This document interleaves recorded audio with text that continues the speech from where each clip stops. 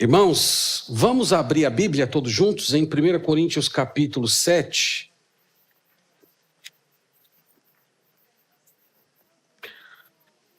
Primeira Coríntios 7, verso 10. Quem está vindo pela primeira vez, seja bem-vindo. E nós estamos juntos estudando essa carta. Começamos, já tem 25 semanas que nós começamos a estudar esse epístola. Nós fazemos através da abordagem que é chamada de pregação expositiva. Tá? A pregação expositiva é aquela que passa por cada versículo considerando as verdades que ali estão e tentando conectar essas frases à ideia do autor e tentando extrair delas os princípios e as lições que elas nos ensinam. Então hoje nós estamos no versículo 10 do capítulo 7 desta carta, da primeira carta. Então vamos ler, irmãos, esse versículo que diz assim: Ora, aos casados ordeno, não eu, mas o Senhor, que a mulher não se separe do marido. Eu disse para os irmãos que o capítulo 7 inaugurou uma sessão nova nessa carta. Paulo agora está respondendo perguntas que foram feitas pelos crentes de Corinto. Então, Paulo recebeu uma carta desses irmãos, e nessa carta eles fizeram diversas perguntas ao apóstolo. E do capítulo 7 até o final da carta, Paulo está se ocupando de responder a estas questões. Então eles fizeram perguntas a respeito de celibato, eles fizeram perguntas a respeito de casamento, eles fizeram perguntas a respeito de filhas, e nós estamos tentando ao longo das semanas compreender quais foram essas questões e também as respostas que o apóstolo Paulo ofereceu. Hoje nós vamos tratar desse versículo aqui. Aos casados ordeno, não eu, mas o Senhor, que a mulher não se separe do seu marido. Então, Paulo está dizendo aqui que o Senhor Jesus ordenou que a mulher cristã não deveria se separar do seu marido. Então, para a gente compreender como é que Paulo utilizou a fala do Senhor Jesus nesse capítulo, nós vamos precisar abrir um parênteses aqui nas nossas exposições e a gente precisa retomar o que Jesus falou sobre esse assunto. Então, se Paulo está citando Jesus como um apoio para dizer que a mulher não deveria se separar do seu marido, é conveniente a gente se voltar lá para Jesus e procurar compreender o que foi que ele disse e então conectarmos isso a 1 Coríntios capítulo 7, versículo 10. Eu vou fazer isso em duas pregações. Na primeira, nós vamos falar sobre o ensino de Jesus a respeito do casamento, é o que vamos dizer hoje. E domingo que vem nós vamos falar sobre o ensino de Jesus a respeito do divórcio. Então eu vou separar, Jesus tratou dentro de um único bloco de informações, mas eu vou separar porque essas questões elas possuem muitos desdobramentos e há muitas perguntas que nós temos que tentar responder aqui para os irmãos. Então eu vou lhes conduzir às palavras do Senhor, conforme Paulo disse, em Marcos capítulo 10. Então vamos lá, por favor. Marcos capítulo 10, então você deve pensar assim como se 1 Coríntios 7, versículo 10, abrisse uma janela em que você precisa olhar para Marcos capítulo 10 para entender o que Paulo quis dizer quando o Senhor falou a respeito desse assunto. Então vamos lá, Marcos 10, do verso 1 ao 12, é de fato o texto que eu pretendo expor esta manhã para os irmãos.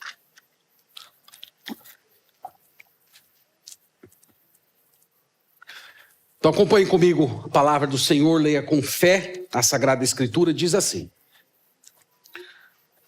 Levantando-se Jesus, foi dali para o território da Judéia, além do Jordão.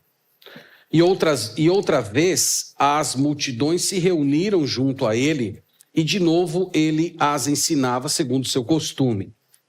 E aproximando-se alguns fariseus, o experimentaram perguntando-lhe: é lícito ao marido repudiar sua mulher? Ele lhes respondeu: que vos ordenou Moisés? Tornaram eles. Moisés permitiu lavrar carta de divórcio e repudiar.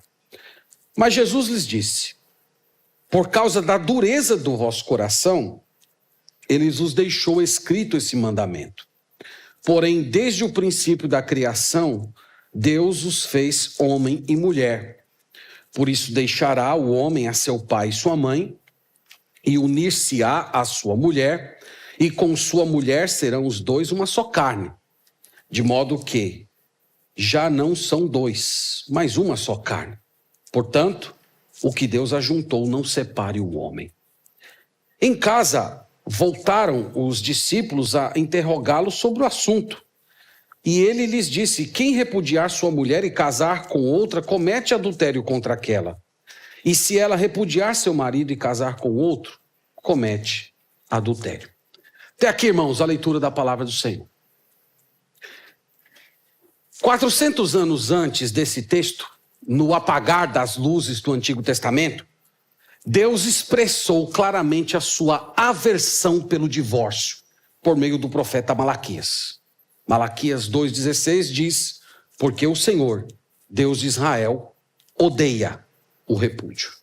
Então o Senhor utilizou uma palavra fortíssima para descrever as suas sensações divinas quando ele presencia um casal se divorciando. Ele simplesmente odeia isso.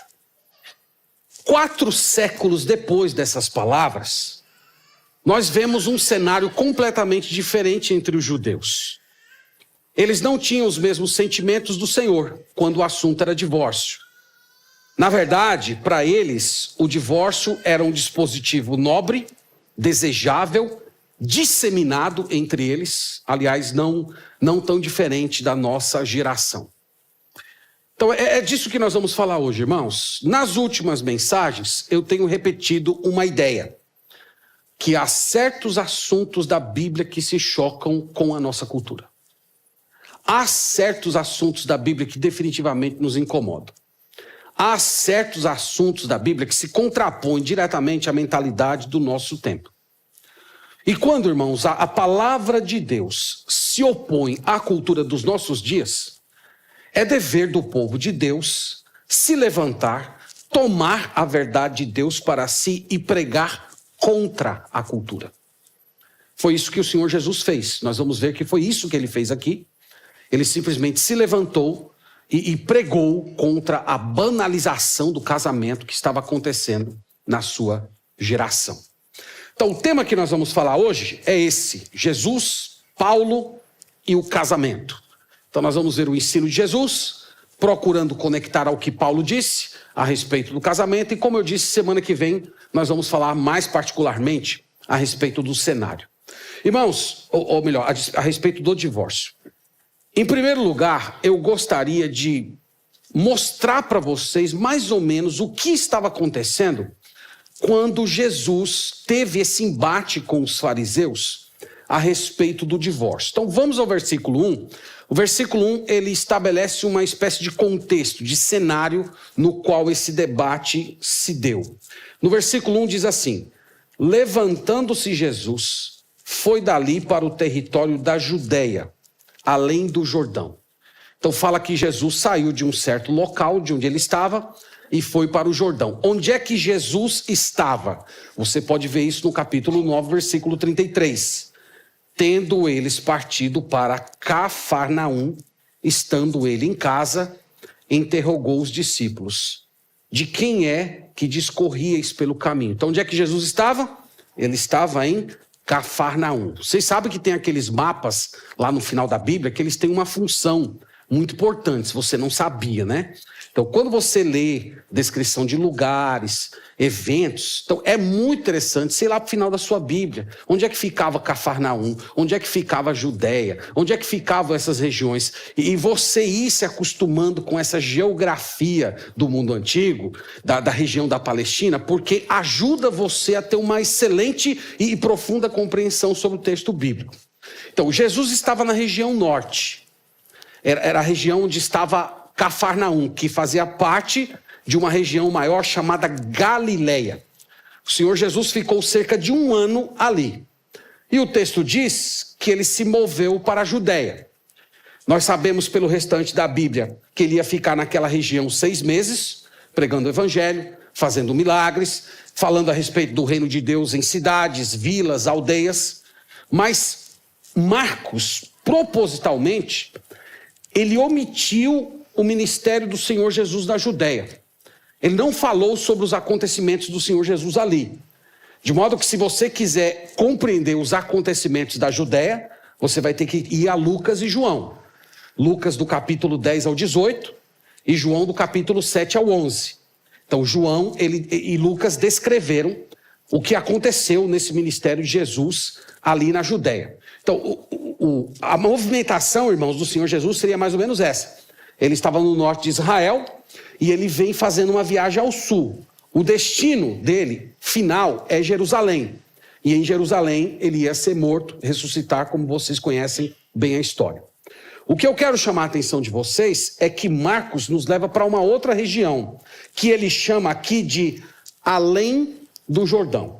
Então, se você pegar aí o mapinha que está no final da sua Bíblia, você vai ver que do lado de lá do Jordão, o Jordão dividiu, o rio Jordão divide a Palestina até hoje, do lado do Jordão está uma região chamada de Pérea. Então grave isso aí, porque vai ser muito importante para você entender os desdobramentos aqui a seguir.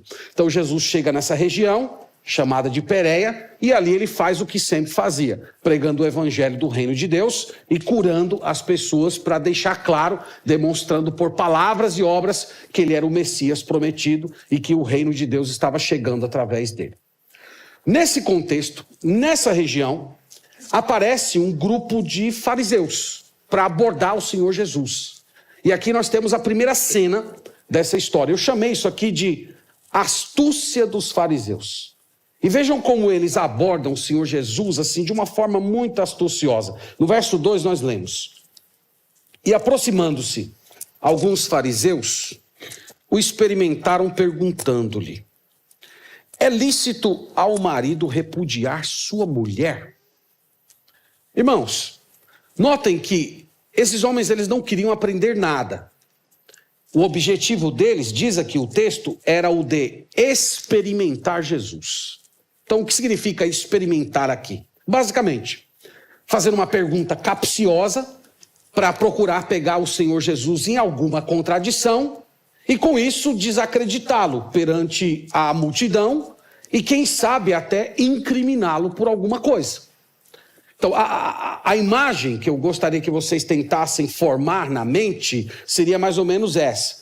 Imagina a multidão cercando o Senhor Jesus, de repente aparece um grupo de fariseus e eles vão furando a multidão, empurram um para lá, empurram um outro para cá, e eles chegam diante de Jesus e fazem a pergunta de forma alta: é lícito ao marido repudiar a sua mulher? Em Mateus 19, versículo 3, que narra essa mesma história, Mateus acrescentou um elemento que Marcos não colocou. É lícito repudiar a sua mulher por qualquer motivo?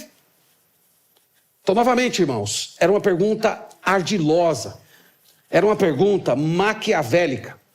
Afinal de contas, naquela geração, ninguém mais dizia o que Deus afirmou em Malaquias 2,16, que ele odeia o divórcio. Na verdade, nos tempos de Jesus, a visão dominante a respeito do divórcio era oriunda de um rabino chamado Hilel. Então, houve um rabino que morreu cerca de 20 anos antes do ministério do Senhor Jesus, chamado Hilel, e ele havia disseminado uma visão bem libertina a respeito do divórcio entre os judeus, e aquela visão se tornou o pensamento majoritário. Basicamente, ele dizia que um homem poderia divorciar sua mulher por qualquer motivo. Eu anotei aqui alguns motivos que são exemplos reais, tá bom? Aqui a gente não está exagerando para tornar a coisa mais grave, não. Eram motivos alegados por ele mesmo. Por exemplo, queimar a comida. Então, se a mulher queimou a comida, manda embora. Divórcio. Nenhuma de vocês, né, irmãs? Jamais seria divorciado por um motivo. Vocês são excelentes cozinheiras, né? Então, queimar a comida, um deles. Segundo motivo, deixar o cabelo solto. Terceiro, falar com um homem. Quarto motivo, criticar a sogra. Que coisa, né, irmãos? Primeiro que não existe nenhuma mulher que fica falando mal da sogra, né? Então é uma coisa muito terrível. Ser infértil era um outro motivo. Então ele coloca esses exemplos, mas o ponto dele, irmãos, é que não havia restrição. Então, qualquer motivo que levou você a se desagradar da sua esposa, serviria de base para entregar para ela uma carta de divórcio. Os fariseus, inclusive, eram campeões do ato de se divorciar. Então, o que eu estou tentando dizer para os irmãos é que essa era a visão majoritária. E o que esses homens estavam fazendo era tentar jogar Jesus contra essa autoridade, contra esse homem tão importante, com esse rabino tão celebrado. Então, eles criam que, se eles conseguissem fazer Jesus se chocar com a visão majoritária, com a visão da cultura, certamente ele ficaria desacreditado publicamente. Um outro ponto que merece ser destacado. A segunda prova das más intenções desses homens é que eles já conheciam o ensino de Jesus a respeito desse assunto. Então aqui não era uma coisa obscura, o divórcio não era um tema pelo qual Jesus nunca havia se pronunciado. Jesus já havia falado sobre esse assunto e eles sabiam. Se vocês olharem comigo Mateus 5, versículo 32, olha comigo lá, por favor. Mateus 5, 32, bem antes desse evento aqui, que nós estamos descrevendo, notem que o Senhor Jesus já havia falado, já havia se pronunciado a respeito desse assunto. Mateus 5, 32, nós lemos: Eu, porém, vos digo, qualquer que repudiar sua mulher, exceto em caso de relações sexuais ilícitas, a expõe a tornar-se adúltera, e aquele que casar com a repudiada comete adultério. Simples aqui, né? Simples, claro e direto. O Senhor Jesus já havia se pronunciado sobre esse assunto. Então eles não estavam aqui para aprender. Eles simplesmente queriam colocar o Senhor Jesus numa situação de embaraço. Colocá-lo numa situação de exposição para, quem sabe, obter o descrédito dele. Lembre-se, irmãos, que entre os próprios membros que estavam nessa multidão, haviam muitos divorciados, muitos que haviam se separado de uma forma ilegítima. Então, forçar Jesus a dizer que aqueles que se divorciaram de uma forma ilegítima estariam em pecado diante de Deus, isso seria uma forma de colocar a multidão contra o Senhor. Né? Eu fiquei imaginando, alguns anos atrás, eu fazia trabalho de evangelização numa penitenciária, e lá tinham muitos homicidas. Então imagina eu pregando o evangelho para um grupo de homicidas, e de repente se levanta alguém e diz assim: pastor, de acordo aí com o que o senhor crê na Bíblia, homicidas são merecedores de pena de morte? Vocês entendem? Então o sujeito veio aqui na igreja, assistiu à escola dominical, na qual eu defendo que, biblicamente, a Bíblia estabelece pena de morte para quem comete assassinato.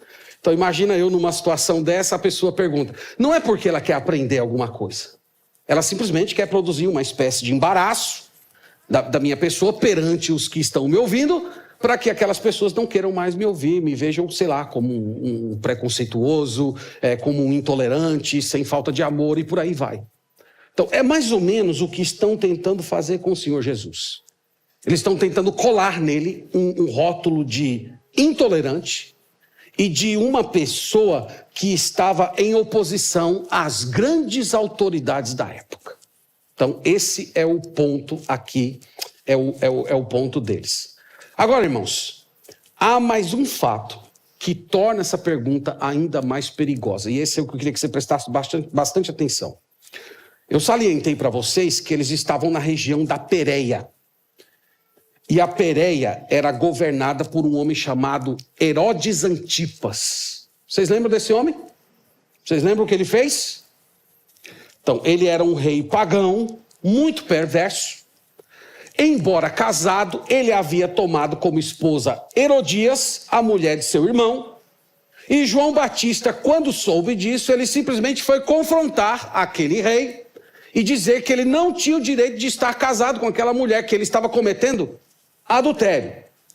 E por causa disso, Herodes Antipas o prendeu, e depois esse profeta foi decapitado pela influência maligna de Herodias. Então, irmãos, Jesus estava pregando nessa região. Então, Jesus estava na Pérea, governada por Herodes e Herodias. Então, se de repente os fariseus conseguissem extrair dos lábios do Senhor Jesus algo parecido com aquilo que João Batista havia afirmado, eles poderiam obter dois grandes benefícios. O primeiro, de desacreditar Jesus publicamente. E o segundo, quem sabe, ter a cabeça de Jesus numa bandeja, como havia acontecido com João Batista. Então, espero que os irmãos notem que essa pergunta é fortemente astuciosa. Eles queriam descrédito e morte para o Senhor Jesus. Então, tendo isso em mente, vamos para a próxima cena, que é a resposta do Senhor Jesus. A resposta dele é simplesmente maravilhosa. No verso 3 nós lemos assim: ele lhes respondeu: que vos ordenou Moisés? A resposta de Jesus, irmãos, vem na forma de uma pergunta. E é simplesmente uma resposta espetacular. Porque, irmãos, por meio dessa pergunta, o Senhor Jesus estava descartando os ensinos dos rabinos, as opiniões humanas e os costumes do tempo. Então é quase como se ele dissesse assim, vamos para a Escritura. Eu não quero saber o que a tradição rabínica diz, eu não quero saber como é que as pessoas estão vivendo, se as pessoas estão praticando a verdade de Deus ou não, não me importa. O que Deus disse. Se nós vamos falar de casamento, nós precisamos olhar para aquele que é o autor do casamento. Então, o que ele disse? Vamos começar por ali, não vamos começar no lugar onde os homens se pronunciam a respeito do casamento, mas sobre o que o Criador diz a respeito do casamento.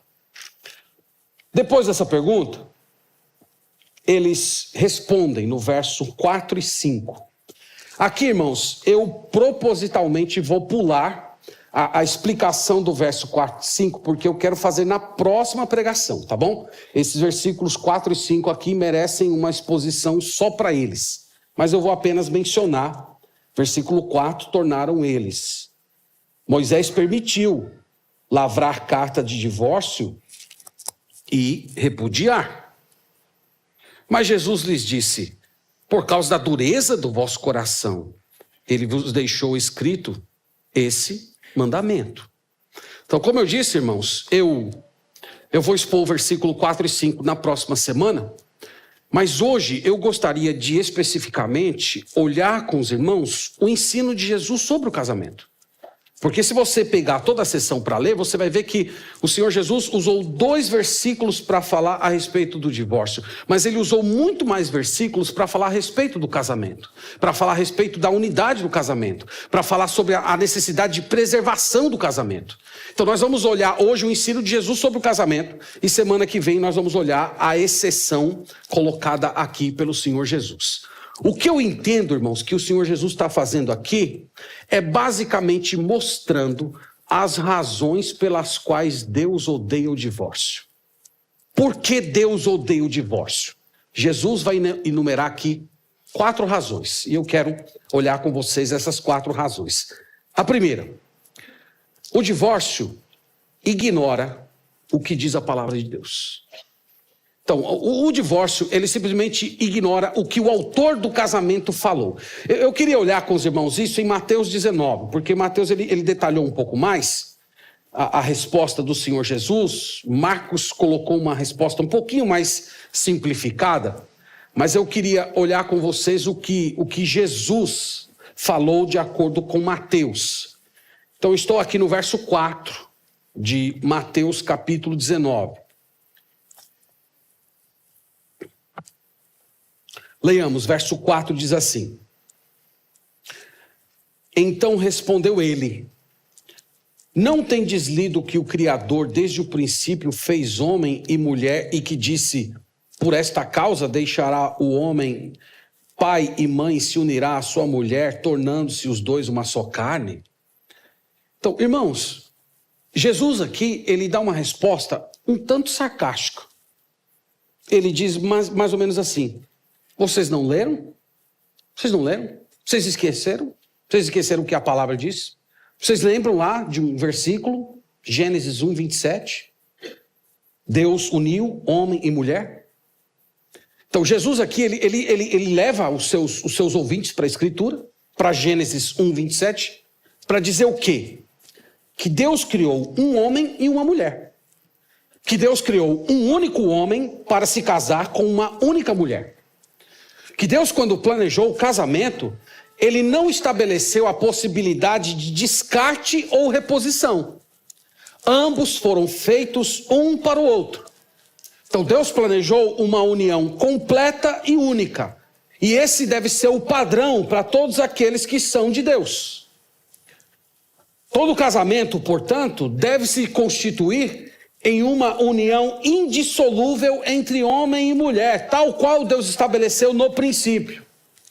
Do mesmo jeito que o divórcio era impossível para Adão e Eva, visto que não havia outras opções, o casal temente a Deus também tornará o divórcio uma impossibilidade e viverá como se não houvessem outras opções.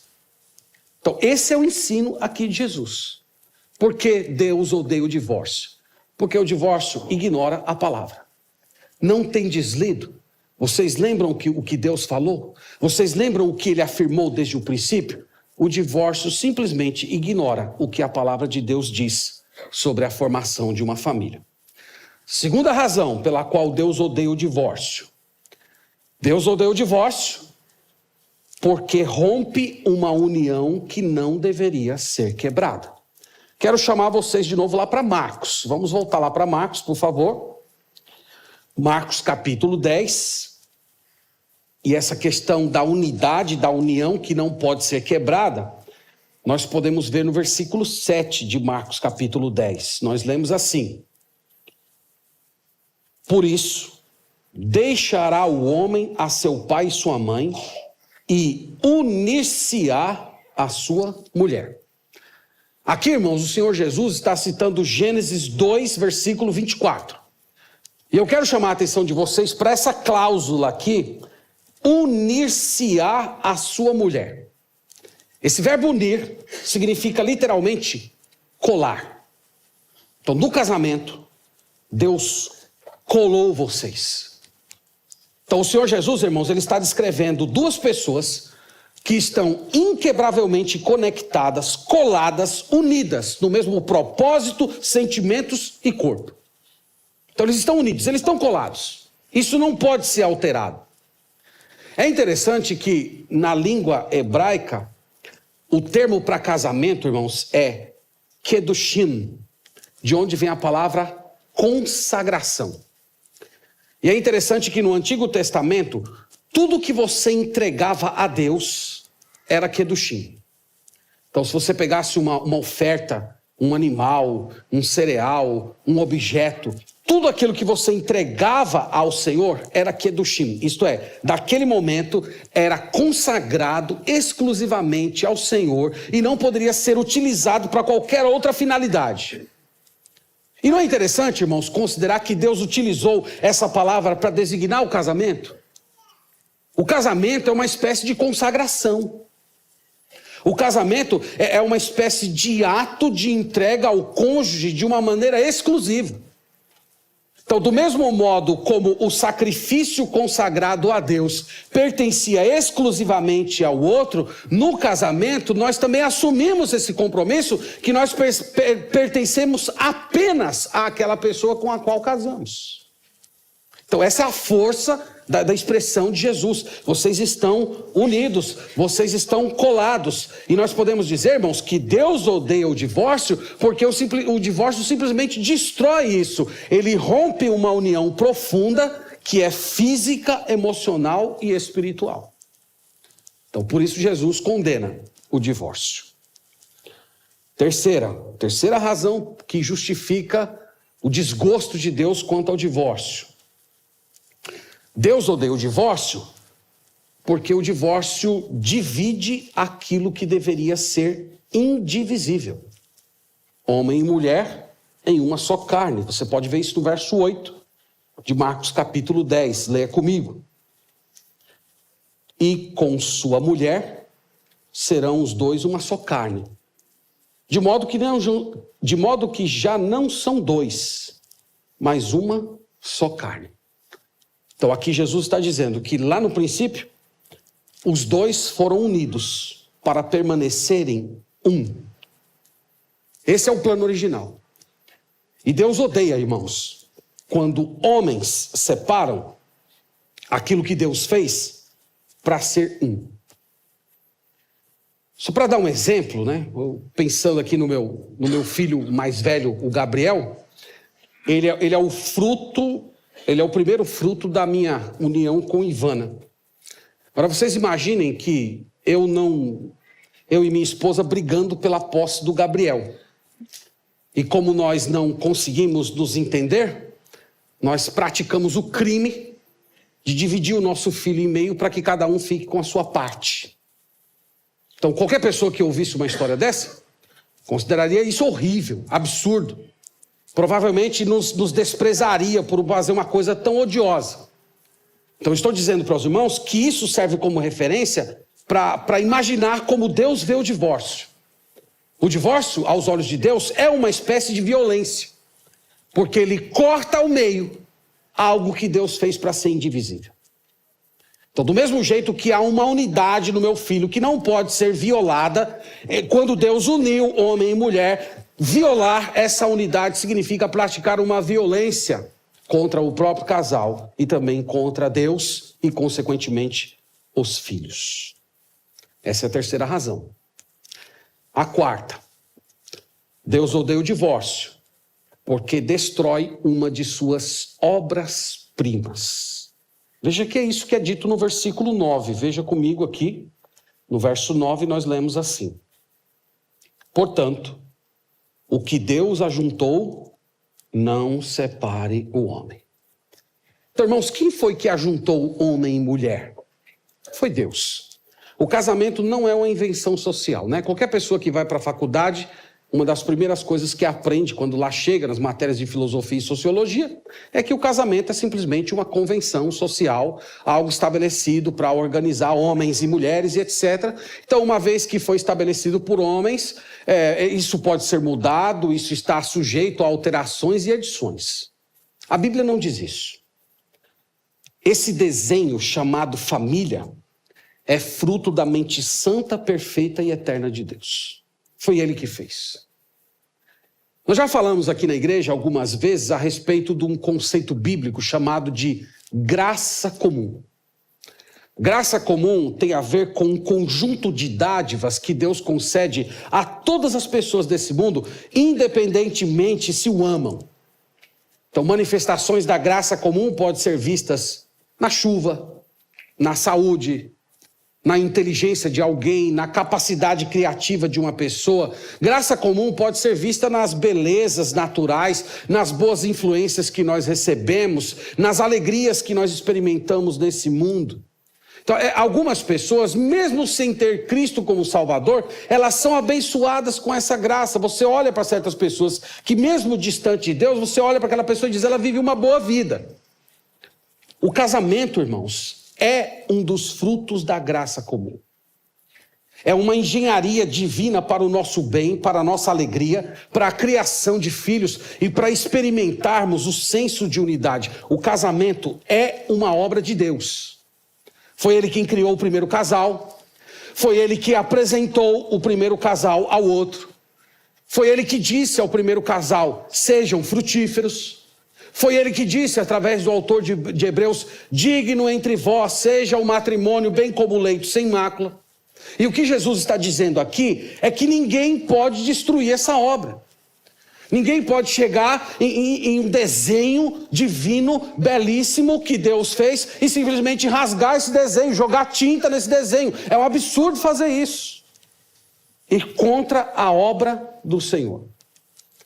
Os irmãos sabem, de acordo com as Escrituras, que tem apenas um ser nesse mundo determinado a destruir a obra de Deus. Quem é? É o diabo. É Satanás. Ele é o único ser que, movido por ódio puro, ele está em cada segundo procurando uma maneira de destruir a obra do Senhor.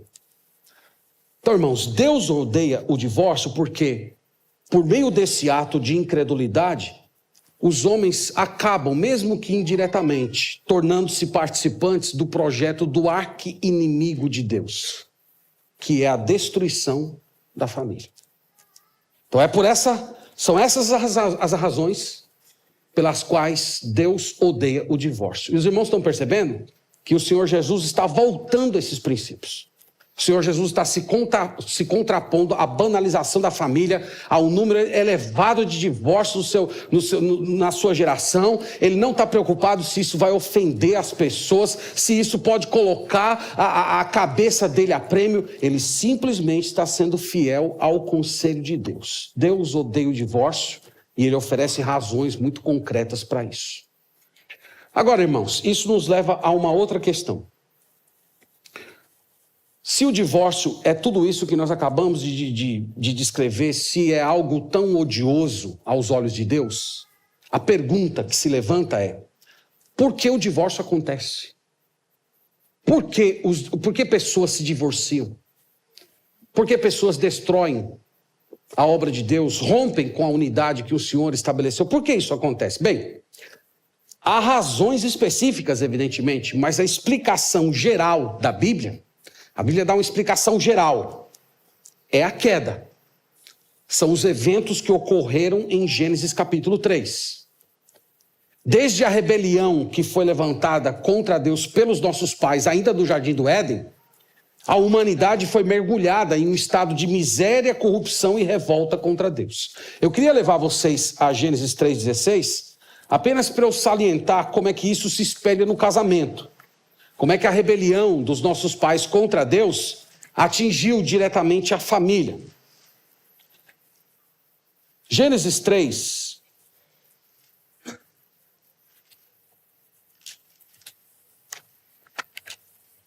Gênesis 3, verso 16.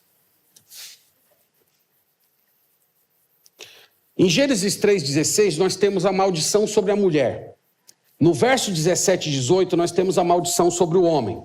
Então leia comigo, diz assim no verso 16. E a mulher disse: multiplicarei sobremodo os sofrimentos da tua gravidez. Em meio de dores darás à luz os teus filhos. O teu desejo será para o teu marido e ele te governará. Quero chamar a atenção de vocês para essa frase que aparece no meio do versículo, no final do versículo, quando diz assim: o teu desejo será para o teu marido. O que será que Deus está falando aqui? Quando ele fala assim, o teu desejo será para o teu marido, será que Deus está falando das atrações românticas? Deus está falando assim: vocês mulheres sempre desejarão ser românticas, sempre desejarão amar, sempre desejarão ser carinhosas, gentilezas, vocês serão doces com o marido, vocês terão desejos pelo marido de vocês. Vocês acham que é isso que está dizendo? O texto não está dizendo isso. Onde se lê, o teu desejo será para o teu marido, leia-se, o teu desejo será contra o teu marido. Como é que a gente sabe disso? Por causa de Gênesis 4, versículo 7, que é onde aparece essa expressão novamente. Então veja comigo aí, Gênesis 4, versículo 7, diz assim, Gênesis 4, versículo 7, acompanhe aí a leitura e veja o que está sendo dito aqui na maldição de Caim. Se procederes bem, não é certo que serás aceito? Se todavia procederes mal, eis que o pecado jaz à porta. O teu desejo será contra ti, mas a ti cumpre dominá-lo. Então, em Gênesis 3,16 aparece o seu desejo será para. Em Gênesis 4,7 aparece o teu desejo será contra. E esse, irmãos, é o sentido preciso aqui. Deus está falando mais ou menos com Caim nos seguintes termos. Caim, há um desejo maligno que se acampou na tenda da sua vida. Esse anseio, esses seus pensamentos, eles se constituem como inimigos. Eles estão contra você. Você precisa subjugá-los. E vocês sabem que Deus aqui estava alertando a respeito do crime terrível que ele estava prestes a cometer, o assassinato. Então, essa mesma palavra, irmãos, aparece em Gênesis 3,16. Então, a maldição que repousa sobre a mulher é que ela vai travar uma batalha contra o seu marido. Ela vai lutar contra o seu marido. Em alguns momentos, ela vai querer ser a parte dominante no relacionamento. Em outros momentos, ela vai querer fazer a sua vontade, buscar o seu próprio caminho, controlar o seu marido. E o homem? Como é que o homem vai reagir diante dessa situação? Diante de uma mulher que quer subjugá-lo? Ele vai evocar a Lei Maria da Penha? Não vai. O texto diz o que lá no final? 16. E ele te governará. Então o que ele vai fazer? Ele vai dominar a mulher. Vai dominar. Ele vai usar força física, força psicológica. Então vocês lembram que no Novo Testamento a Bíblia diz que a mulher voluntariamente se submete ao Senhor.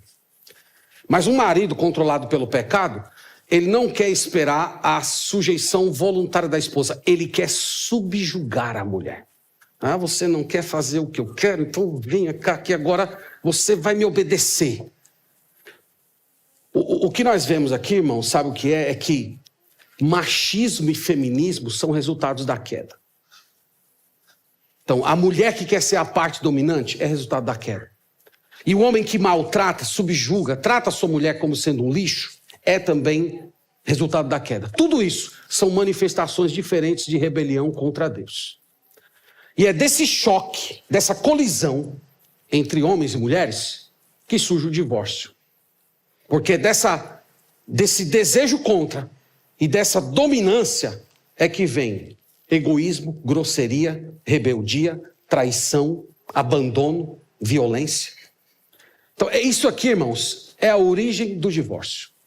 A origem do divórcio tem a ver com uma maldição que todos nós carregamos por causa da queda, por causa da entrada do pecado nesse mundo. Mas mesmo assim, não perca isso de vista. Mesmo nesse ambiente de conflitos, mesmo nesse mundo onde Deus já antecipou que homens e mulheres iriam conflitar por poder, Deus disse: eu odeio o divórcio. Eu odeio o divórcio. Então Deus não aliviou as suas exigências. Deus não fez mudanças nos seus planos, nos seus decretos, nas suas leis, porque nós carregamos corrupção na nossa alma. O Senhor sustentou o mesmo ponto, mesmo com os nossos problemas, com as nossas diferenças, mesmo com os meus acessos de fúria, ou o desejo da mulher dominadora, mesmo nesse ambiente, Deus odeia o divórcio. E a sua lei a respeito da unidade e da incorruptibilidade do casamento permanece. Então, 2 pontos aqui, irmãos, que eu quero salientar. Primeiro, Jesus está conduzindo os seus ouvintes a esses pensamentos. Jesus deixou de lado tradição de rabino, os costumes do seu tempo, ele deixou tudo isso de lado. Não, vamos considerar o que Deus, o autor do casamento, declara a respeito do matrimônio. E segundo, é a esse ensino que Paulo recorre quando indagado pelos crentes de Corinto se a mulher teria permissão de deixar o seu marido. Deve? Não deve. Paulo diz: o Senhor disse que a mulher não pode se apartar do marido. E ao lembrar do ensino do Senhor, ele está nos recordando de todos esses elementos que nós vimos aqui hoje pela manhã. Alguns de vocês, de repente, poderiam perguntar: mas há motivo para algum divórcio justo? Essa pergunta a gente responde semana que vem, tá bom? Com a ajuda do Senhor. Nós vamos tentar entender o ensino de Jesus a respeito do divórcio. Alguns chamam de cláusula de exceção, porque Jesus introduz o ensino sobre o divórcio com a palavra exceto. Então chamou-se isso de cláusula de exceção. E a gente vai considerar isso na próxima semana. Irmãos, eu quero trazer 3 lições finais e depois nós vamos orar ao Senhor diante de tudo que nós vimos aqui. O que nós aprendemos dessa passagem? Em primeiro lugar, nós não podemos tomar parte da banalização do casamento. A semelhança, irmãos, dos tempos do Senhor Jesus, nós vivemos hoje esse grande pecado. A nossa geração é culpada por esse pecado diante de Deus. A banalização da família e o divórcio por qualquer motivo fútil. O povo de Deus não pode tomar parte disso. Nós temos que, primeiro, zelar pelo nosso próprio matrimônio. É nosso dever ensinar nossos filhos sobre o que Deus requer daquela pessoa que se casa. E terceiro, nós precisamos seguir o exemplo de João Batista, o de exortar os que se opõem e desprezam o casamento. Às vezes, irmãos, nós caímos no erro de pensar que isso só deveria acontecer dentro da igreja. Mas lembre-se, vejam aqui, João Batista exigiu a ética matrimonial bíblica de um rei pagão. Não é interessante isso? Então, esse mandamento de Deus a respeito do casamento não pertence apenas aos crentes. Não pertence apenas à igreja do Senhor Jesus. Uma pessoa não convertida, ela está debaixo das leis de Deus para o casamento, mesmo que essa pessoa não reconheça o governo de Deus. Ela está sujeita, ela está debaixo das bênçãos e também das maldições e do ódio de Deus quando elas desobedecem. Sendo assim, irmãos, se você está acompanhando a destruição de um casamento por uma dessas banalidades da nossa geração, como fim do amor, incompatibilidade de gênios, nós temos alvos diferentes, nós não temos entrosamento na vida íntima, né? As pessoas normalmente criam essas desculpas. Lembre-se, nós temos responsabilidade. Nós temos responsabilidade. O João Batista não assistiu à dissolução do casamento de Herodes de boca fechada. Ele se pronunciou. Então nós deveríamos fazer a mesma coisa. Nós deveríamos, em primeiro lugar, orar por essa pessoa, ou por essas pessoas, por essa família.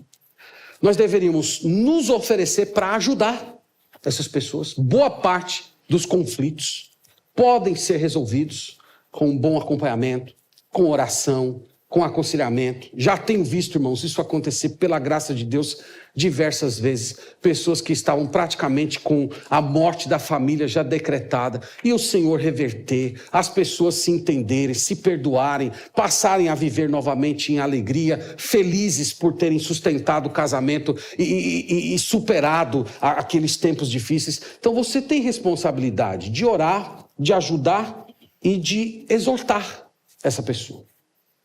E você tem que fazer com o espírito de Jesus e de João Batista.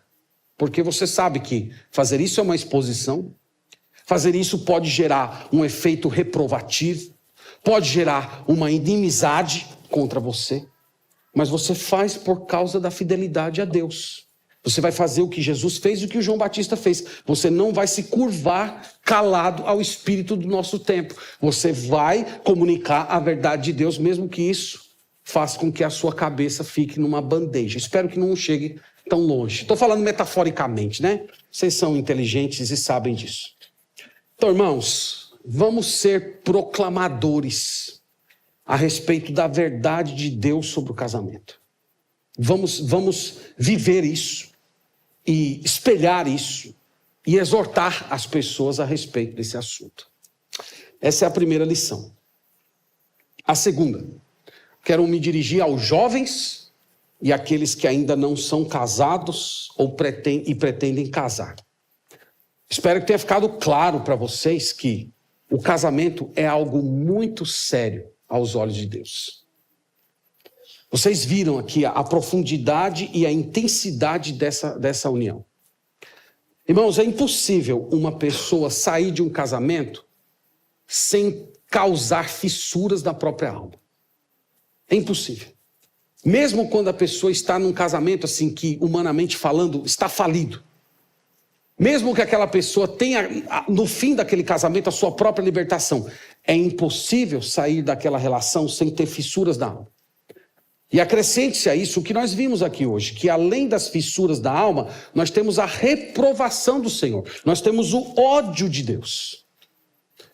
Então, diante disso, jovens, vocês precisam ter muito zelo na hora de considerar o casamento. Vocês não podem fundamentar a escolha de alguém para se casar a partir apenas de inclinações românticas.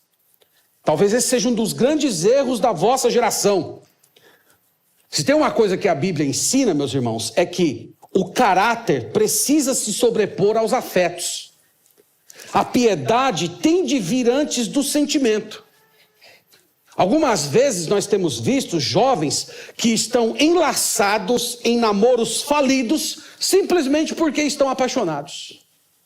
Isso é um péssimo sinal. Isso coloca uma nuvem terrível sobre o futuro desse jovem, dessa jovem. Se há uma grande mentira sendo pregada nos nossos dias, meus irmãos, é a de que é possível você construir uma família sólida e feliz, tendo como alicerce apenas o fato de estar apaixonado. E isso é mentira. O resultado disso é divórcio. Sendo assim, jovem, se você está gostando de uma pessoa que não exibe o caráter, a postura de um cônjuge segundo Deus, não alimente esse sentimento. Não fique dando volume a essas sensações. Ore ao Senhor e peça para Ele arrancar esse sentimento do seu coração. Esse sentimento está contra você. Ele não ajuda você. Ele se coloca contra você. Ou se você está namorando alguém que não possui o caráter de uma pessoa regenerada, que não compreende o papel de um cônjuge segundo a Bíblia, ou compreende, mas não tem disposição de se sujeitar, termine. É a melhor coisa. É melhor você derramar algumas lágrimas agora, do que no futuro você sofrer com as fissuras que um divórcio causa na vida de uma pessoa. Alguns anos atrás, isso já tem mais de 10 anos, eu estava acompanhando um casal de jovens que queriam se casar. E durante todo o período do namoro deles, o noivado, eu estava com o meu coração muito incomodado, porque, irmãos, já estava ali todas as indicações de que aquele casamento não ia subsistir. Mas vocês sabem como é que a gente fica. Por outro lado, a gente fica com uma certa insegurança. Como é que você vai dizer para uma pessoa uma coisa assim, não case com alguém? Ora, é a vida daquela pessoa que está em jogo, a felicidade daquela pessoa. Então, a gente vê alguns sinais, fica inseguro, mas muitas vezes com um certo temor de se pronunciar. Mas teve um dia que eu acho que Deus arrancou todos os meus temores, e os dois estavam sentados na minha frente. E eu disse para a moça, não case com esse rapaz. Não case com esse rapaz. Por quê, pastor? Esse rapaz é preguiçoso. Ele não gosta de trabalhar. Ele já não gosta de trabalhar hoje. Ele não vai sustentar a sua casa. Ele não vai tomar a frente de buscar o sustento da família. Ele vai depender de você. Você vai ter que sustentar ele. E você pode sustentar, você pode suportar essa situação durante algum tempo. Mas com os anos, isso vai começar a enfraquecer você. Você vai perder a admiração por ele. E logo, logo ele vai se tornar um fardo que você não vai aguentar mais. E você vai pedir divórcio. E a moça, o rapaz olhando para mim, vocês imaginam como é que estava a cara dele. Ainda falei, cara, eu gosto de você, a gente até joga bola junto, mas você é preguiçoso, você sabe disso. Mas não teve jeito. A moça falou uma frase que eu já ouvi muitas vezes, né? Olha, faz muito tempo, pastor, a gente já está... Eu não consigo me ver terminando uma coisa para começar tudo do zero. A gente já está namorando há tantos anos, então eu não me vejo. Enfim, eles casaram. E aí, 1 ano depois, eles estavam voltando ao meu gabinete para dizer, nós vamos nos divorciar. Qual o motivo, irmã? Ele não trabalha, pastor. Ele não trabalha, ele não quer. Então, irmãos, as coisas tristes às vezes têm um efeito cômico, né? Mas essa situação, ela demonstra que os jovens pecam muito no processo de escolher uma pessoa para se casar, quando fundamentam a escolha apenas a partir dos afetos. A Bíblia fala de um certo tipo de caráter que um homem deve ter para ele estar à altura de se casar com uma mulher de forma digna. Ele tem que ser temente a Deus, ele tem que ser um homem trabalhador, ele tem que ser uma pessoa honesta, ele tem que ser alguém dedicado, ele tem que ser uma pessoa servidora. A Bíblia deixa muito claro o tipo de caráter que um homem deve ter. E os jovens deveriam usar dessa sabedoria cristã para escolherem boas pessoas e fazerem casamentos que vão durar, casamentos que vão abençoar filhos, netos e bisnetos. Às vezes essas fissuras, elas prejudicam uma geração inteira.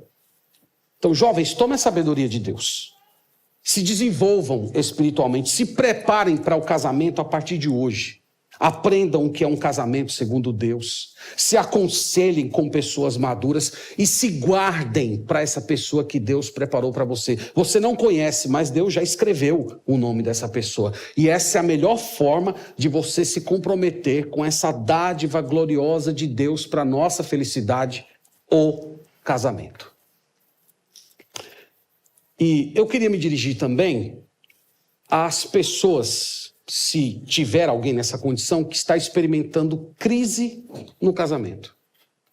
Então, diante de tudo que nós vimos aqui sobre as palavras de Jesus, que conselhos há para você na Escritura sobre a sua condição de crise matrimonial?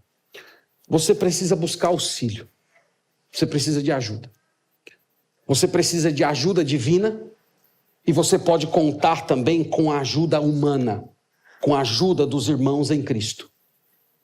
Você deve ir a Deus em primeiro lugar para orar ao Senhor, buscar a face de Deus, se consagrar a Ele, obter força em Deus, renovação de ânimo. Você deve se encher de Deus de tal maneira que os conflitos do seu casamento não se tornem o centro da sua vida. O centro da sua vida é a pessoa do nosso Senhor Jesus Cristo. E é dele que flui a sua alegria, é nele que está a sua realização. Então você deve buscar a Deus até que ele supra todas as carências da sua alma. Irmãos, se há uma marca de uma pessoa madura, é que alguém maduro é aquele que precisa menos de afeto e é capaz de oferecer mais afeto. Então, pessoas maduras, elas são menos carentes. Elas são capazes de se doar muito e receber pouco, ou quase nada. E você só será capaz de fazer isso se você entregar todas as suas carências a Deus. Esse é um exercício que todos nós deveríamos fazer. Quais são as suas carências? O que é que está faltando no seu casamento? Por exemplo, você se sente abandonado, você se sente sozinho, você se sente negligenciado? Entregue isso ao Senhor. Senhor, supra essa minha carência. Senhor, ocupa esse lugar de afeto. Senhor, eu não estou me sentindo amado no meu casamento. Eu gostaria que o teu amor envolvesse o meu coração de tal maneira que eu não vivesse mais a lamentar pelo amor que eu não estou recebendo do meu cônjuge. Então você deveria fazer isso, entregar todas as suas carências ao Senhor e se consagrar em servir o seu cônjuge. Então busque a Deus. Segundo lugar, compartilhe a carga. Gálatas 6:2 diz que nós devemos compartilhar, dividir as cargas uns com os outros para realizar o trabalho de Cristo. Então na casa de Deus há pessoas sábias que podem orar com você, que podem ouvir você, que podem conhecer as suas lutas, lhe aconselhar, lhe exortar. Semana que vem, irmãos, nós vamos ver o ensino de Jesus a respeito do divórcio. E Jesus fala que os casamentos acabam por causa da dureza de coração. Então você deve buscar a Deus e buscar ajuda para que você não seja a parte do casamento que tem o coração duro. Então é por isso que você precisa do Senhor.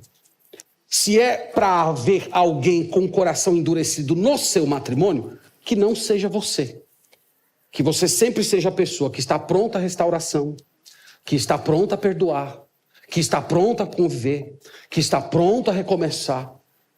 E se a outra parte não quiser, o apóstolo Paulo vai ver, nós vamos ver isso em 1 Coríntios 7, a outra parte, se quiser, pode se afastar, especialmente sendo descrente. Se quiser se afastar, pode se afastar. Mas que você não seja a pessoa de coração endurecido.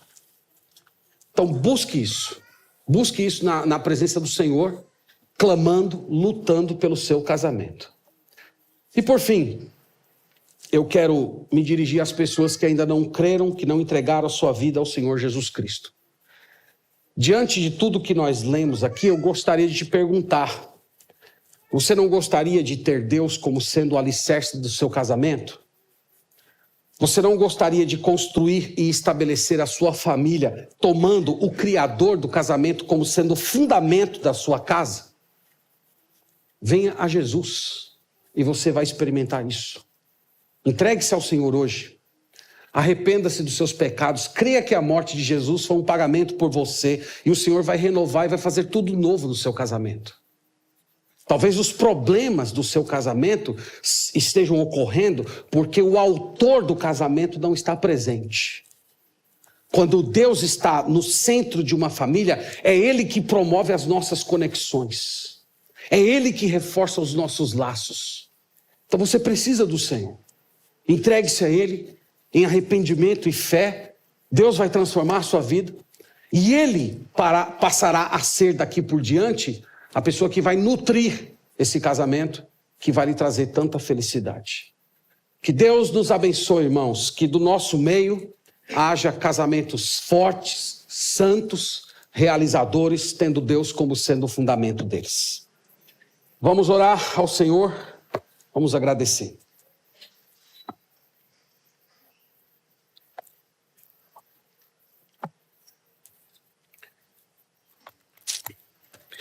Bendizemos o teu nome, Senhor, agradecemos pela tua palavra, louvado seja o teu nome.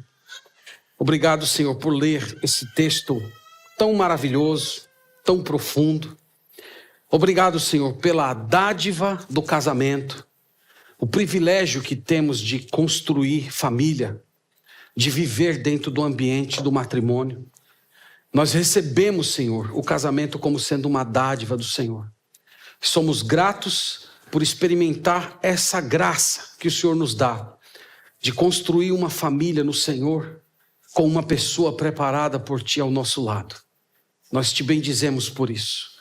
Nós pedimos perdão ao Senhor pelos nossos pecados como casados, pela nossa ignorância, pela nossa luta por poder, por nossa falta de gentileza, de espírito servidor. Perdoa-nos, Senhor, desses pecados. E pedimos que o Senhor nos transforme, enchendo o nosso coração de amor, de alegria, de espírito de serviço. Dar-nos, Senhor, a alegria de buscar a felicidade do nosso cônjuge, de colocar os interesses do nosso cônjuge antes dos nossos próprios interesses.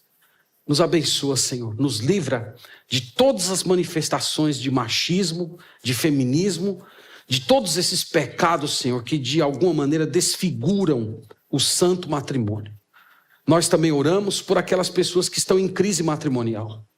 Nós oramos, Pai, para que de posse da Tua palavra que foi pregada hoje, essas pessoas voltem atrás, busquem ajuda, encontrem, Senhor, restauração, perdão, renovação matrimonial, e essa família, Pai, venha a ser fortalecida no Senhor.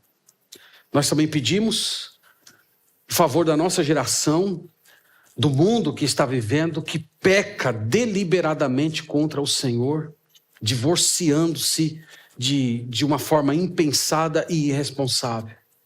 Nós pedimos a Tua misericórdia e nós oramos para que a Tua igreja seja levantada no poder do Senhor, assim como um dia o Senhor levantou João Batista e o Teu próprio Filho. Que nós sejamos proclamadores da santidade, do casamento indissolúvel, e sirvamos como testemunho para esse mundo sem referência de que o Senhor existe e de que o casamento foi estabelecido por Ti. Nós pedimos essas coisas no nome de Jesus. Amém.